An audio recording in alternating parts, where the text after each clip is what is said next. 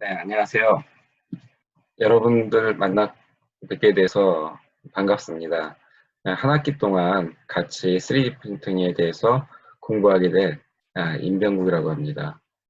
잘 부탁드립니다.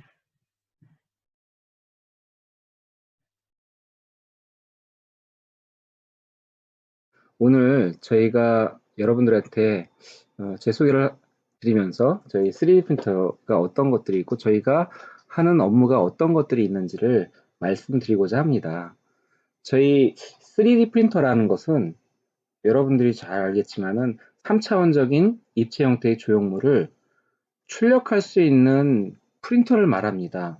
조금 더 이해가 쉽게 설명을 위해서는 여러분들 2D 프린터와 3D 프린터를 비교하여 설명하면 우리가 일반적으로 사용하는 프린터나 글씨나 그림, 사진을 종이 위에 그리는 어, 것은 2D 프린터라고 합니다. 근데 이와는 달리 3D 프린터는 재료를 이용해서 사진이나 그림의 입체적인 조형물을 만들어낼 수도 있고요. 어떤 조형 형태를 만들 수가 있는데 주로 사용되는 곳이 양산전 제품 테스트를 위해서 시제품 제작에 쓰입니다. 또 양산을 하기 위해서는 보통 금형 제작이라든가 생산 라인 증설 등의 초기 비용 투자 금액이 상당히 높아서 양산 시작 후에 또 제품에 문제가 생길 경우에는 비용적인 부분이나 시간적인 부분에서 상당히 손해를 볼 수가 있습니다. 그런데 이러한 손해를 방지하기 위해서는 양산 전 시제품을 제품을 만들어서 테스트를 거치면서 문제점을 보완해서 양산을 하게 되는데요. 최근에 이외에도 뭐 다양한 용도로 사용되고 있고 또 식재료, 가구, 의료, 기구, 건물 등에도 사용되고 있는 등 범위가 상당히 많습니다. 재료는 초창기에 플라스틱으로부터 시작해왔고 금속, 목재, 다이아몬드, 식재료, 석고 뭐 안 쓰이는 분야가 없을 정도로 무궁무진합니다. 이런 3D 프린터를 만드는 것을 주로 만지고 이런 것들을 이용해서 3차원 도면을 기반으로 해서 입체적 물건을 만들거나 또는 3D 프린팅에도 여러 가지 조건들이 있는데 이런 기술들을 다루는 직업을 우리는 3D 프린팅 전문가라고 합니다. 요즘에는 3D 프린팅 전문가도 다양한 종류의 직업들이 생겨나고 있습니다. 그래서 이러한 조건들을 다양하게 쓸 수 있는 그런 직업군들이 계속 생겨나고 있기 때문에 저희도 그런 쪽에 새로운 컨텐츠를 개발하는 쪽 이런 쪽으로도 하고 있습니다. 어, 여러분들 아실지 모르겠지만은 여기 참 보시면 FDM 프린터가 하나 있습니다. 요거를 우리는 일반적으로 3D 프린터라고 하죠. 요 3D 프린터는 보시면 알겠지만 X축, Y축, Z축에 X축, Y축 또 여기 높이가 Z축이라고 할 수 있겠죠. 이 부분에 필라멘트라는 1.75mm짜리 1.75mm짜리 필라멘트 실처럼 된 거죠. 이게 플라스틱으로 되어 있는데 얘가 안에 들어가면 녹게 됩니다. 녹으면서 입체 물체의 형상을 만들어 가는데 이러한 입체 형상을 만들게 되면 이거를 가지고 시제품에도 사용할 수가 있게 되는 것이죠.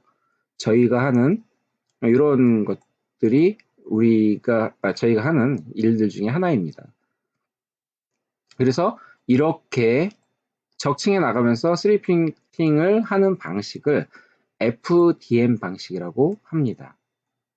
자, 저희가 하는 업무를 보시게 되면 저희는 사실 저는 3D 프린팅 컨텐츠 개발자라고 보시면 될 것 같은데요.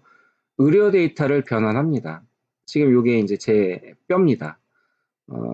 출력하는 데는 꽤 시간이 많이 걸렸죠. 이 뼈를 CT나 MRI 데이터를 추출해서 이 데이터를 가지고 출력을 하는 겁니다. 입체 형상이 나오겠죠. 요거는 제 다리뼈였습니다. 그래서 이 뼈를 출력을 하는데 이렇게 이제 데이터를 출력을 하려면 G 코드를 변환해서 하게 되는데 이런 형태들의 데이터를 하는 작업을 했었습니다. 또한 저희는 이제 출력도 하고요, 개발도 하고요, 교육기구도 개발합니다. 그리고 디자인, 모델링, 후처리도 같이 하고 있죠. 3D 프린터 교육도 저희의 업무 중에 하나입니다. 저희가 마지막으로 주요 직무는 다시 말씀드리면 이미지를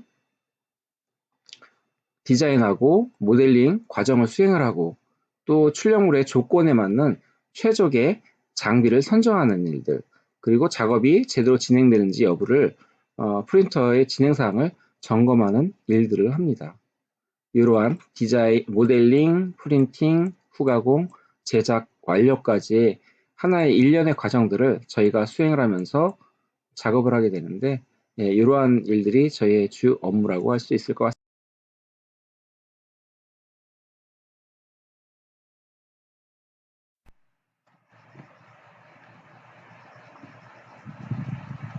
3D 프린터의 출력 방식에 대해서 알아보도록 하겠습니다.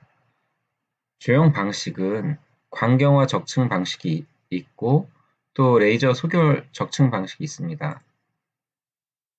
레이저 소결 적층 방식은 가격대가 좀 많이 소요되는 그런 기기가 되겠습니다.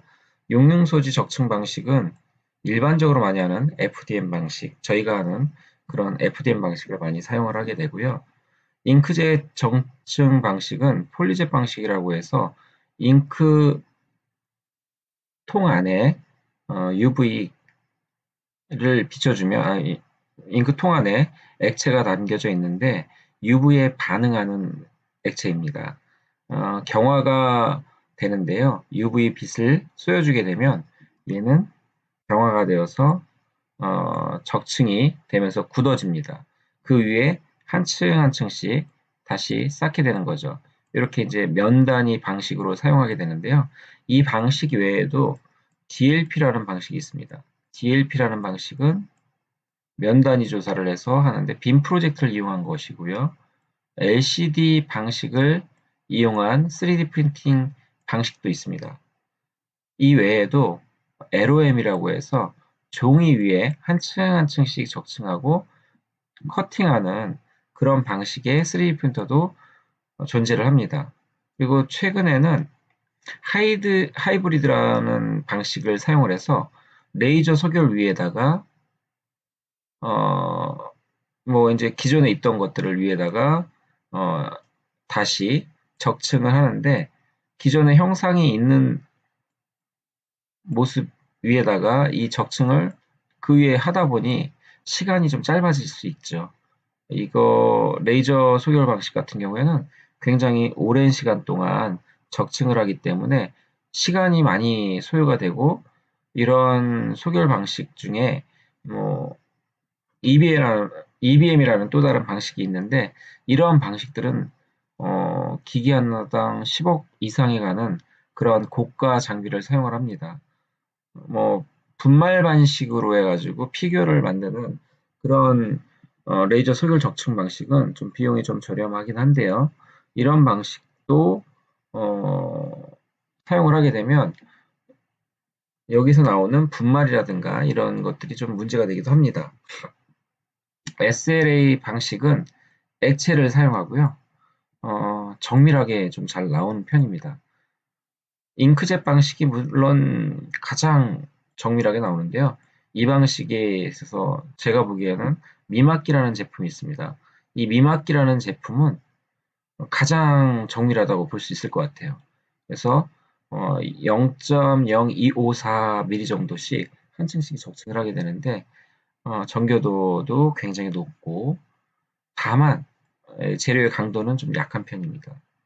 FDM 방식 같은 경우에는 재료의 강도가 좀 높은 편이고요. 표면 마감이라든가 고체 방식이긴 하지만 정밀함은 좀 떨어지는 그런 단점이 있다라고 보실 수 있을 것 같습니다. 장점이라고 하면 가격이 뭐 고가 제품도 있지만 일반적으로 학생들이 쓰는 그런 제품용으로 아주 저렴하게 뭐 몇십만 원대면은 구매를 할 수 있는 그러한 3D 프린터 방식이 되겠습니다. 광경화 적층 방식 중에서는 요 재료 강도가 중요하긴 합니다. 그리고 수축이라는 부분이 있는데요. 모든 프린터가 그 수축을 하게 되는 부분이 있습니다. 레이저 소결 같은 방식의 경우에는 분말이 이제 고온에서 다시 이제 저온으로 떨어지게 되는데, 이런 경우에 이제 금속으로도 하거든요.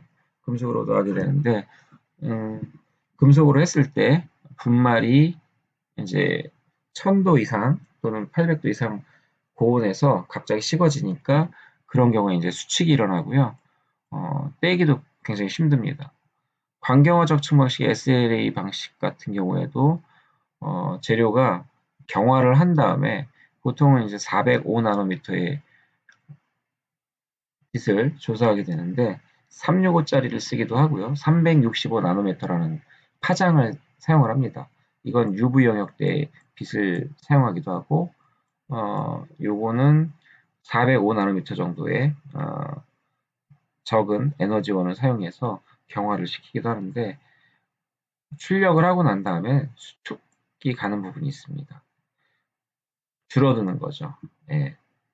그래서 FDM 방식 같은 경우에는 출력을 하게 되면 바닥면에 이제 긋게 되는데, 바닥면에 형상을 만들 때 이 부분이 눌려서 형상이 수축되는 그런 것들을 볼 수 있고, 혹은 형상이 더 커진, 영역보다도 더 커진 그런 상태로 나오기도 합니다.